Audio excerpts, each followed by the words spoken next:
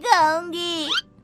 पिंकी की जिद के आगे नत्थू हार जाता है और बात है, अब इस गांव के सारे बच्चे धीरे धीरे मेरे कब्जे में होंगे, एक बच्चा भी नहीं बचेगा। ये कहकर रोना रोने को गोद में लेकर काले धुएं में अदृश्य हो जाती है। इसके बाद हर रोज गांव में से कोई ना कोई बच्चा गायब होता, पर ऐसा क्यों हो रहा है किसी को भी समझ में नहीं आ पा रहा था। रोज की तरह अपनी बेटी पिंकी की तलाश में नत्थू गांव के एक तालाब के पास बैठा रो रहा था। कहाँ गई मेरी पिंकी? शकुंतला के जाने के बाद एक वही तो मेरा सहारा थी। अरे उसकी आत्मा कोस रही होगी मुझे कि मैं अपनी बच्ची को संभाल भी नहीं पाया। नत्थू ये कहता हुआ रो ही रहा था कि तभी तालाब में से उसे शकुंतला की आवाज सुनाई देती है। कहाँ थी तुम शकुंतला? हमारी बच्ची और सारे गायब हुए बच्चे रोहड़ा के कब्जे में हैं। वो बच्चों को जो केले देती है उससे बच्चे बेहोश हो जाते हैं और उसके कब्जे में आ जाते हैं और वो उन्हें ले जाकर काली दुनिया में ले जाती है। पर वो ऐसा क्यों कर रही है? ये मैं नहीं जानती, पर उस दुनिया का रास्ता मैं आपको बता सकती हूँ।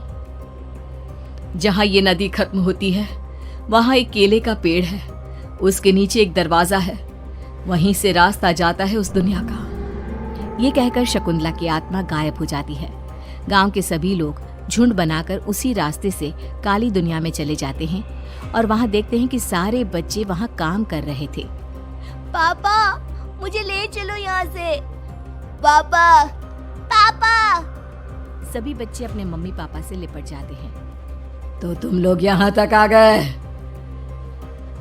क्यों हमारे बच्चों को पकड़ लिया तूने?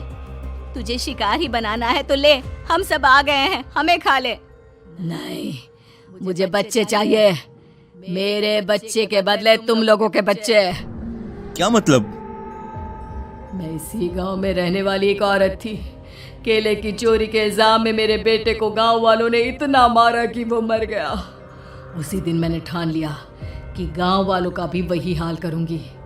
कुछ दिन बाद बेटे के चले जाने के दुख में मैं भी मर गई और मेरी भटकती आत्मा एक चुड़ैल बन गई और फिर मैंने बदला लिया तुम सबके बच्चे छीनकर। बर्दाश्त नहीं कर पाए ना?